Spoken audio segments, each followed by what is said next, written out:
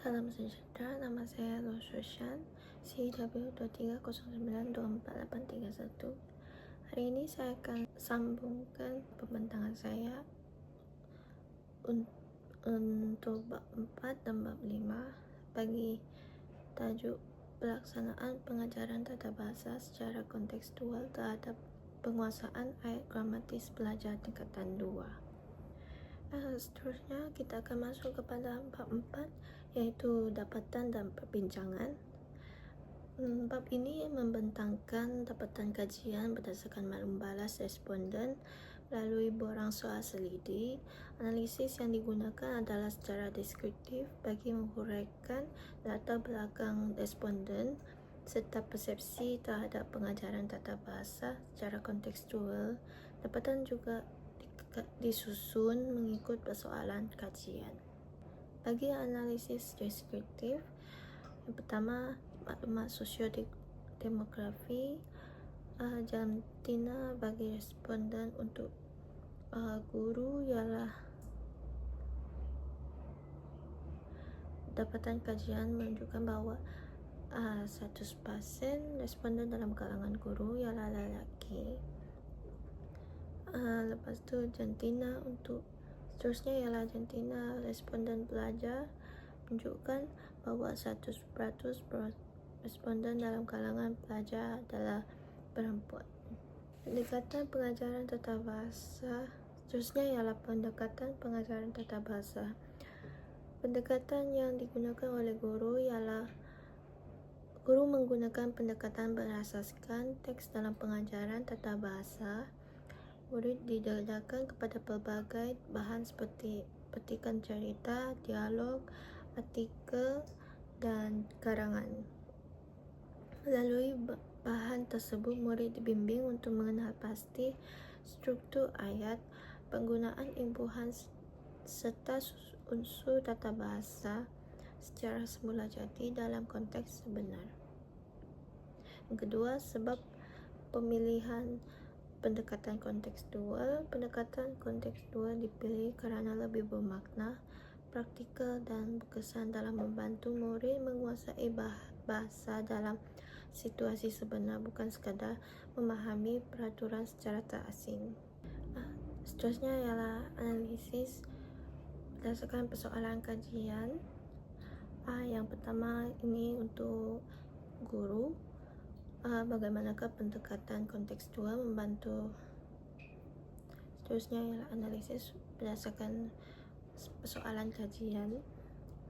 Yang pertama untuk guru punya macam ni. Lepas tu bagaimanakah pendekatan kontekstual membantu pemahaman pelajar.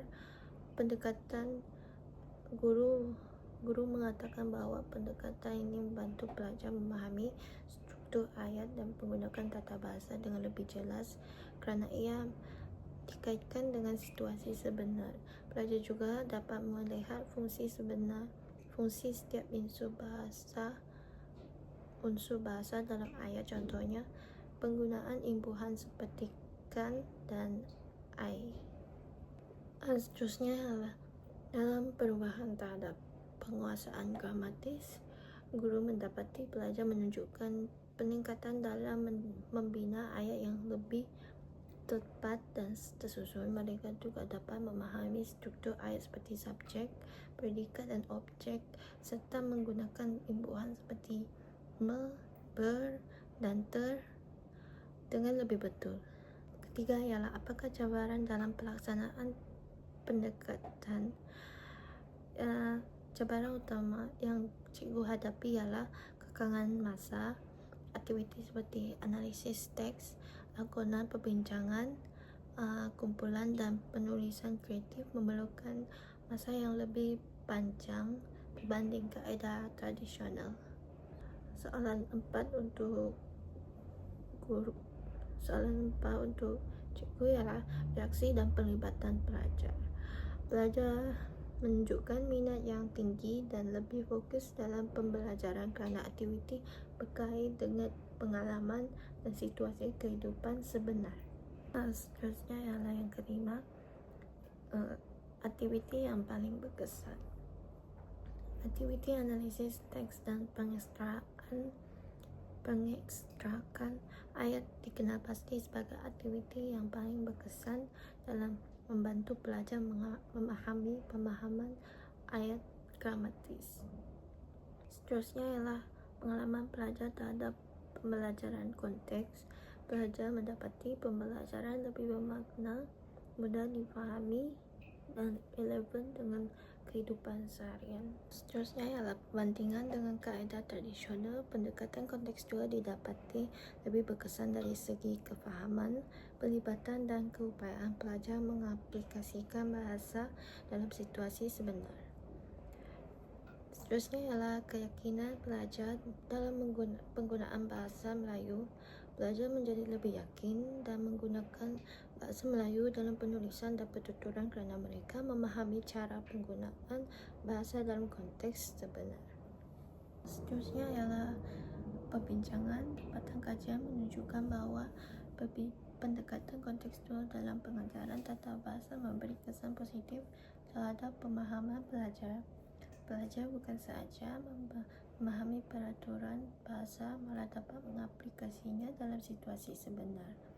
Selain itu, pendekatan ini meningkatkan minat dan pelibatan pelajar dalam pembelajaran. Walau bagaimanapun, kekangan masa menjadi cabaran utama dalam pelaksanaannya. Oleh itu, guru perlu merancang pengajaran dengan lebih sistematik bagi memastikan keberkesanan pembelajaran dapat dicapai. Seterusnya ialah bab 5. Bab 5 iaitu kesimpulan, implikasi dan cadangan. Bab ini merumuskan keseluruhan dapatan kajian serta membincangkan implikasi kajian, batasan kajian, dan cadangan untuk kajian akan datang. Kajian ini menunjukkan bahawa pendekatan kontekstual dalam pengajaran tata bahasa adalah berkesan dalam meningkatkan kefahaman dan penguasaan pelajar terhadap pembinaan ayat gramatis. Pendekatan ini juga berjaya meningkatkan minat, pelibatan, dan keyakinan pelajar dalam penggunaan bahasa Melayu. Implikasi seterusnya ialah implikasi kajian. Yang pertama ialah implikasi kepada guru. Guru disarankan menggunakan pendekatan kontekstual bagi menjadikan pengajaran lebih menarik dan berkesan. Kedua ialah implikasi kepada pelajar. Pelajar juga dapat memahami dan mengaplikasikan tata bahasa dengan lebih baik dalam kehidupan seharian. Ketiga ialah implikasi kepada sistem pendidikan. Pendekatan ini boleh dijadikan strategi alternatif dalam pengajaran bahasa bagi meningkatkan kualiti pembelajaran. Kelima ialah batasan kajian. Kajian ini melibatkan bilangan responden yang kecil. Data hanya diperoleh melalui kaedah soal selidik. Dapatan kajian juga tidak boleh generalisasikan kepada populasi yang lebih luas.